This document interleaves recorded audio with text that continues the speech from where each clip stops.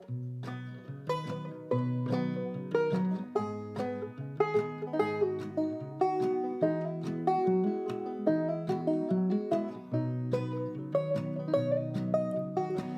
on a letter, it doesn't get better, it only gets worse. The longer I wait, the longer it takes, the more it hurts.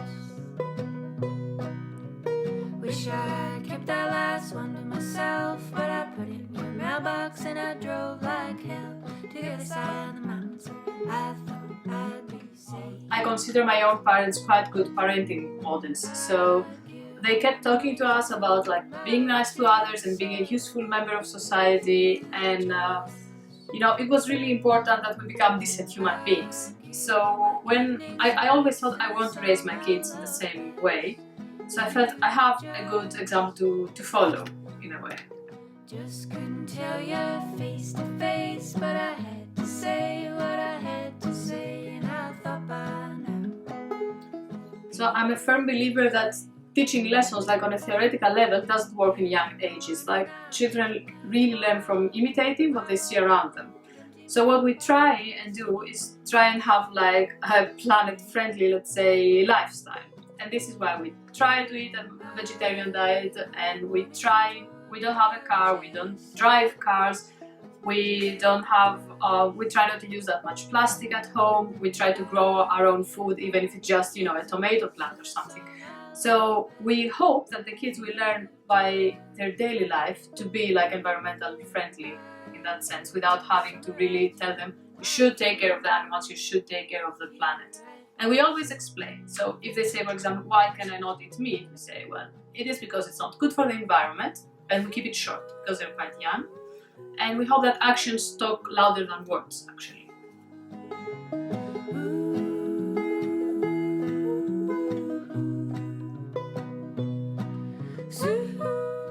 Yeah, I think it is really important to teach kids from a very young age to be kind with others, and we kind of learned from our mistakes with this one, because with our oldest daughter we thought, you know, she's too young to understand, you know, she cannot do any better. But actually what we feel is it's good for kids to learn how to behave in a kind way and behave in a polite way also, and as they grow older they then realize what it really means to be kind, but they already have the tools, so they don't have to learn when they're 5 or 6 how to be kind. And kindness in general as an idea, it's the only way to have some peace in the world, and there will always be conflict, but by being kind you learn also how to resolve conflicts in a non-violent way. So I cannot imagine anything better we can do for the planet and for humanity than to raise a kind next generation, actually. Evenings of rest in the song I love is futures. Well, because being kind and being respectful, for me they belong in the same category, because we are not talking about the respect kids had for their parents in the 50s, where you would behave respectfully, otherwise your parents would hit you. That's a completely different thing. But teaching respect, I feel it's crucial, because if children learn how to respect others, they also learn to respect their own self, and they expect from others to respect them as they grow older, so they will not accept bullying behaviors. And to the practical side of it, when like one of our kids will say like, bring me this, or you go away, like talks in a disrespectful way, what we do is we try and say like in a gentle way, yes, I can do it for you, but please try and ask in a nice way. Or we will repeat and say, we treat each other with respect in this household, like try again, try to say it in a different way. Or for Vera, who is younger, we will also give her like an example. So if she says, bring me the cheese, we will say, you can say, can I have the cheese please? Or please bring me the cheese. So it's really practical, and yeah, it seems to be working so far. Wish I kept that last one to myself, but I put it in your mailbox and I drove like hell to the other side of the mountains. It's strange because Lulu is a very observative child, so maybe she will remember what clothes her teacher wore like the whole week, or if she had her hair up in a different way, but she doesn't seem to notice that much if someone is black or white or Chinese or this kind of things. She will talk about all her classmates in the same way. And also when it comes to people with wheelchair, like she will notice, but that's only because we always make sure to give them priority or help them if they need something. So in that respect, I think because even before she would speak, I would read books to her about like diversity and that all people are the same, and we always emphasize that everyone is beautiful, everyone is talented in their own way, and every human being is like magical and has their own talents. This does not come up so much. She does like talk and discuss about different types of families, but not really about race and color. And in that respect, I think we've been successful with our parenting. But I think it's important to start really early. Don't just wait until your kids fall to a black person on the street and be like, why is he like that? Well, he's human, so it's normal. Just I'd give my summer afternoon and my full moon. So choosing Waldorf education, for us it was not that easy because we come from another country, and in Greece we don't have the Waldorf system. So at first we were a bit hesitant because you go to a new country, you have a new educational system. But then the more we looked into it, the more we realized it really resonates with our own values, exactly what we were talking about now, because it is all about, Waldorf is really about creating community and having empathy for each other.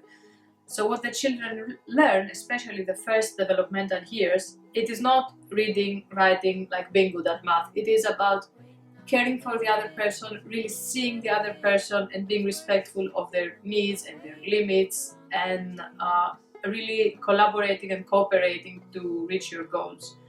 And the other aspect that I like about Waldorf is the connection with nature, that they really follow the seasons as they change, they really plant their own plants and see them grow, and they use only natural materials in class, they don't use any plastic, this kind of thing. So they really go out of their way to be respectful of the environment in a sense.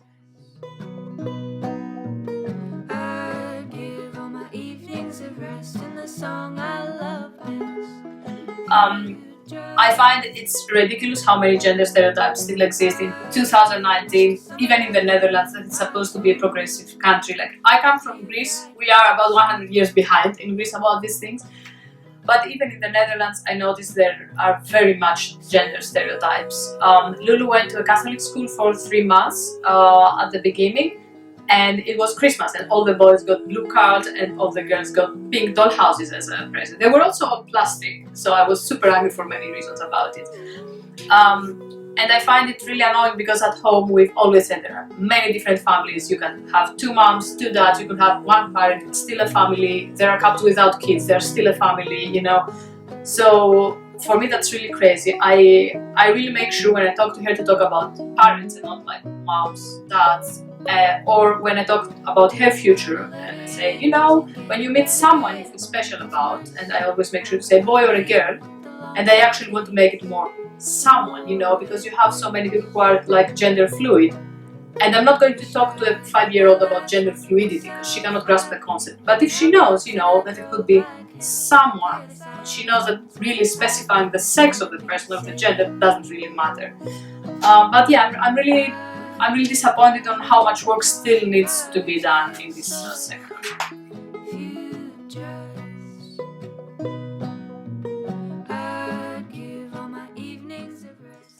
Yeah, right now what is difficult for us is talking about death, and you don't really have to talk about death to children this young. You can talk about, you know, that it's a natural part of nature, because children will see like a dead animal, a dead bird or something, so they might ask questions. And the easy thing to do is say, you know, if everyone goes to heaven or becomes a star or something like that. But children are usually smarter than that, and they will ask like more questions. And for many kids it's complicated if you start lying to them.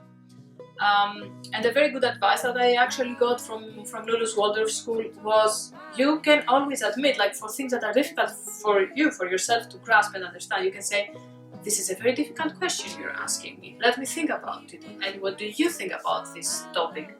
And then reassure the kids that you will be there for them, and you will take care of them, and you will raise them in a way that they will be able to stand in the world like on their own. So this is what is like a bit tricky for us now, because Lulu is also a child that asks many questions and will just not stop until she gets an answer. But there are things for which we do not have the answer, and it's good to admit it, because this way you also teach your kids to research for themselves and look for their own truth and find what things mean for themselves.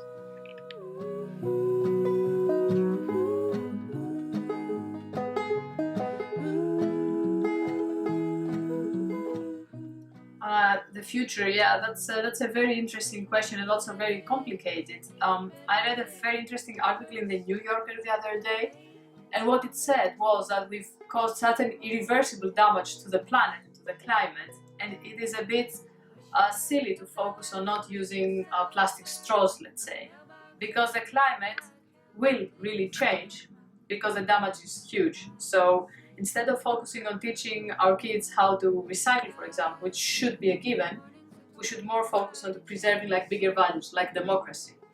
Because, you know, when cities start to flood or when there is no water or no food, you will start having huge refugee crises, for example. And if you don't have a democracy, tyrannies will start popping up. Like you see really a move to the far right in so many countries because they cannot deal with the refugee crisis. And this will be getting like bigger and bigger and bigger. So for me, of course, protecting the environment is important because then maybe, you know, the temperature will rise a bit later than now. It's okay. But it's even more important to raise responsible adults who think before they give their vote to someone, who really try and fight for freedom, not only for themselves, but for the refugees that come to their country, or if they themselves need to go to another country as refugees, and we are really talking about climate refugees now.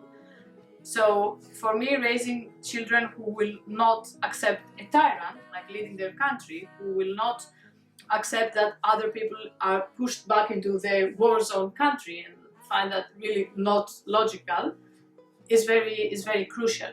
And when it comes to the fact that my two children are both girls and they will be two future women, I have to say I'm not worried that they are women. I'm actually quite happy because I think that the scale is now tipping, that women start to understand, and even men start to understand that we need more of this feminine power, you know, because women have this whole thing like huge strength and also tenderness. Like you give birth to a child, you can tolerate all this pain, and you're like a superhero at the moment, and then the next moment you can be really tender holding your baby.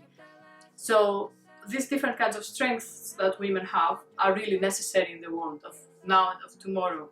And I feel that my girls will actually have the opportunity to experience that and to come together with other women and men who realize it and create a better world, a world that will be compassionate for all the crisis that is about to happen because we have like effed up the planet. Evenings of rest and the song I love best, futures.